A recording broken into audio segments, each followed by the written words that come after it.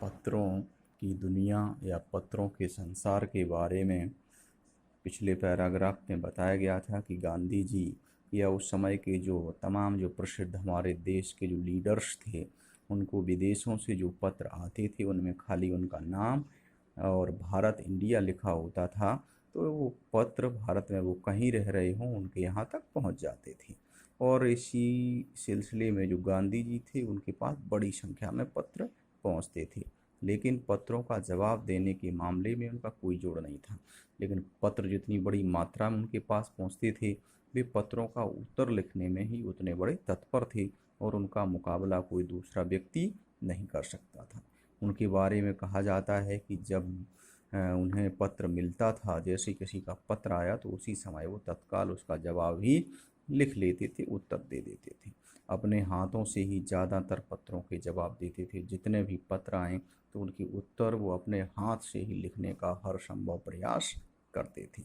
कहा जाता है कि जब उनका जो राइट हैंड था, दाहिना हाथ था, लिखते लिखते दर्द करने लगता तो वो बाएं हाथ से भी उतने ही स्पष्ट शुद्ध शब्दों में लिखना शुरू कर देते थे, या वो लिख लेते थे। यानी जितना वो राइट से लिखते थे उतना ही वो लेफ्ट से लिख लेते थे। ये अद्भुत चीज़ है।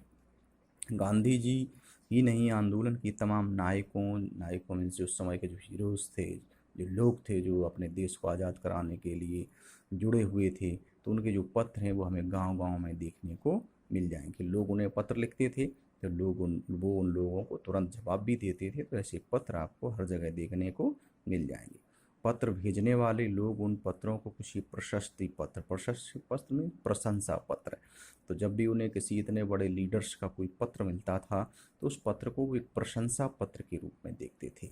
और कई लोग तो उन पत्रों को फ्रेम कराकर, जिस प्रकार से हम लोग फ़ोटो का फ्रेम कराते हैं, वैसे ही गांधी जी ने किसी को पत्र भेजा, नेहरू जी ने भेजा, पटेल साहब ने भेजा। इस प्रकार के जो पत्र और जो तमाम लीडर्स थे उनके पत्र आते थे तो वो उसको पूरा फ्रेम करा लेते थे फ़ोटो की तरह और अपने बैठक में रखते थे। यह पत्रों का जादू है, ये मैजिक होता था। यही नहीं, पत्रों के आधार पर कई भाषाओं में जाने कितनी किताबें भी लिखी गई हैं और इन्हीं पत्रों को आधार बनाकर कई भाषाओं में इन पत्रों को लिखा गया है और लोग पढ़ते हैं। वास्तव में पत्र किसी दस्तावेज मीन्स कागजात, जो महत्वपूर्ण जो डॉक्यूमेंट्स होते हैं उनसे ये कम नहीं है। ऐसे ही पत्रों का जो संग्रह है उसका नाम है पंत के 200 पत्र बच्चन के नाम। पंत जी ने जो बच्चन मीन्स जो हरवंश राय जो बच्चन थे उनको जो पत्र लिखे हैं उनको संग्रहित कर लिया गया है, किताब का रूप दिया गया है। दूसरा है निराला के पत्र। निराला जी ने पत्र लिखे एक दूसरे को, उनका जो टाइटल है हमको लिखियो है कहा, ये उनका टाइटल दे दिया गया है और एक पुस्तक के रूप में उन्हें समाहित किया गया है।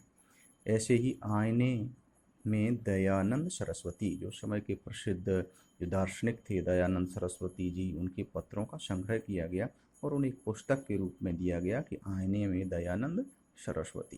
कहा जाता है कि अपने प्रेमचंद खास तौर पर नए लेखक को प्रेरक जवाब देते थे।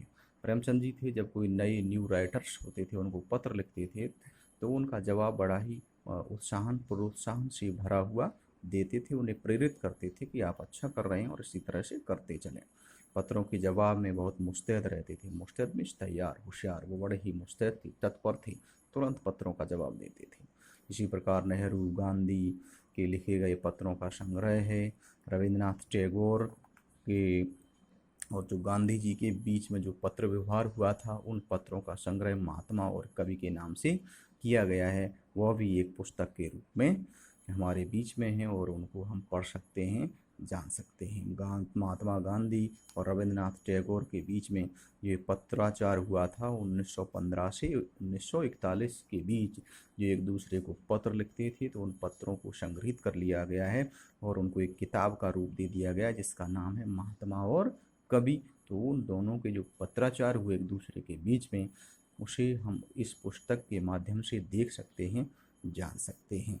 पत्राचार का संग्रह प्रकाशित हुआ है, उसे एक किताब का रूप दिया गया है जिसमें बहुत से नए तथ्यों और उनकी मनोदशा, उनमें उस समय की देश की तात्कालिक जो परिस्थितियां थीं उनके बारे में और उस समय दोनों के बीच की जो मनोदशा में इस देश को लेकर उनके अंदर क्या विचार चल रहे थे उनको भी सहज तरीके से जाना जा सकता है, हम समझ सकते हैं, लेखा जोखा मिल जाएगा, हम उनकी भावनाओं को समझ सकते हैं, जान सकते हैं। ये पत्रों का महत्व है। पत्र व्यवहार की परंपरा भारत में बहुत पुरानी है। अगर पत्रों के बारे में अगर जाना जाए तो भारत में ये बहुत ही प्राचीन काल से चली आ रही है, पर इसका असली विकास आज़ादी के बाद हुआ।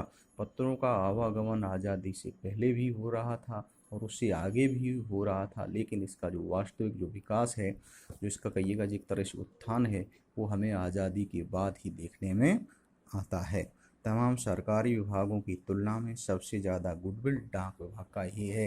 हमारे देश में अनेक जो गवर्नमेंट के जो डिपार्टमेंट हैं, जो विभाग हैं, उनमें सबसे अच्छी गुडविल में सबसे अच्छी जो छवि है वो डाक विभाग की है। क्यों? क्योंकि डाक विभाग के जो कर्मचारी हैं वो हर घर में पत्र है, मनी ऑर्डर्स हैं, या जो डाक से जो तमाम चीज़ें जो लोगों को भेजी जाती हैं, उनको भेजने के लिए गांव-गांव घर-घर जाते हैं। इसलिए इनकी हम आम लोगों के बीच में बड़ी ही ख्याति है, प्रसिद्धि है, अच्छा माना जाता है।